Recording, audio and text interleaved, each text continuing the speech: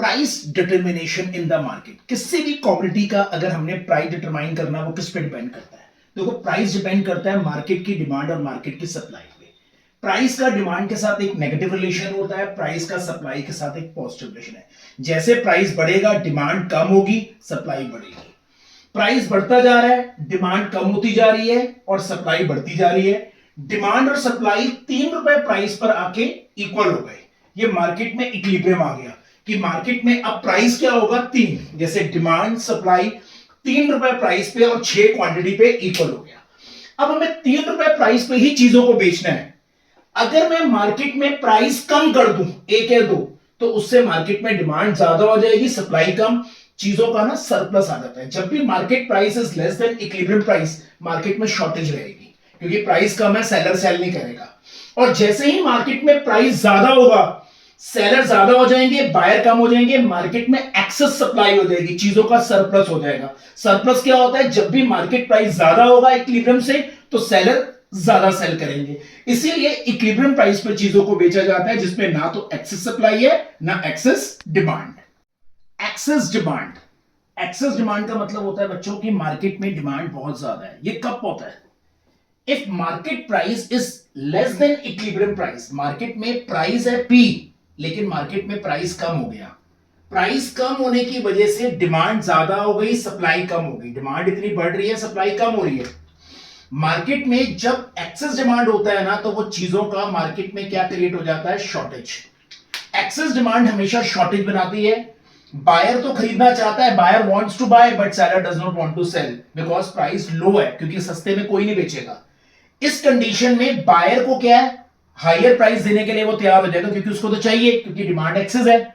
जब प्राइस बढ़ेगा ना, तो ऑटोमेटिकली डिमांड गिरनी शुरू हो जाएगी, क्योंकि लॉ ऑफ डिमांड है। सप्लाई बढ़नी शुरू हो जाएगी, क्योंकि लॉ ऑफ सप्लाई है। और ये चेंज तब तक होता रहेगा, प्राइस तब तक बढ़ता रहेगा, जब तक एक्सेस डिमांड मार्केट से फाइड आउट ना हो जाए, खत्म ना हो जाए। राइट बच्चों? एक्सेस सप्लाई, बच्चों एक्सेस सप्लाई क्या होता है? मार्केट में अगर प्राइस ज्यादा हो, इक्विलिब्रियम प्राइस से, प्राइस इतना है और मार्केट में प्राइस ज्यादा हो गया। प्राइस ज्यादा होने से ना सप्लाई ज्यादा हो जाती है, डिमांड कम, क्योंकि प्रॉफिट ज्यादा मिलता है, तो सप्लाई ज्यादा हो गई, ज्यादा प्राइस से डिमांड कम हो जाती है। और एक्सेस सप्लाई जो होती है ना, ये मार्केट में सरप्लस क्रिएट कर देती है, कि चीजों का सरप्लस है। Right? Excess supply create surplus, मतलब इतनी सप्लाई बढ़ गई है, इतनी डिमांड आपकी कम। सेलर तो सेल करना चाहता है, seller want to sell, but buyer does not want to buy, क्योंकि मार्केट में प्राइस हाई है। सेलर फिर इस मजबूरी में, जब सप्लाई ज्यादा होगी ना, seller are ready to sell at a low price. कहता है यार मेरा जो सरप्लस है उसको सस्ते में बेचो। जैसे ही वो प्राइस कम करेगा, डिमांड स्टार्ट राइजिंग, क्योंकि लॉ ऑफ डिमांड है। सप्लाई स्टार्ट फॉलिंग, क्योंकि लॉ ऑफ सप्लाई है। और ये चेंज कॉन्टिन्यूसली होता रहेगा, मतलब सप्लाई कम होती रहेगी, डिमांड आपकी बढ़ती रहेगी, जब तक एक आप एक्सेस सप्लाई आपकी मतलब खत्म ना हो जाए मार्केट से। राइट बच्चों? Price ceiling, maximum price ceiling. बच्चों ये मैक्सिमम प्राइस सीलिंग होता क्या है?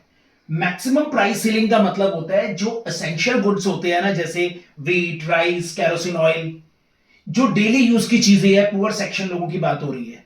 जब मार्केट प्राइस उन चीजों का बहुत हाई तय हो जाए, लेकिन वो ये लोग इतना पैसा दे नहीं पा रहे, क्योंकि इसका इक्विलिब्रियम प्राइस मार्केट में बहुत है, तब गवर्नमेंट क्या करती है? इक्विलिब्रियम प्राइस से नीचे एक प्राइस सेट कर देती है इन पुअर सेक्शन लोगों के लिए, कि इन्होंने मैक्सिमम इतना ही पैसा देना है, इससे ज्यादा नहीं देना। जब प्राइस रिड्यूस होता है ना, तो डिमांड तो बढ़ जाती है, मार्केट में सप्लाई कम हो जाती है। ये मार्केट में एक्सेस डिमांड क्रिएट करता है। एक्सेस डिमांड मतलब मार्केट में शॉर्टेज क्रिएट हो जाती है।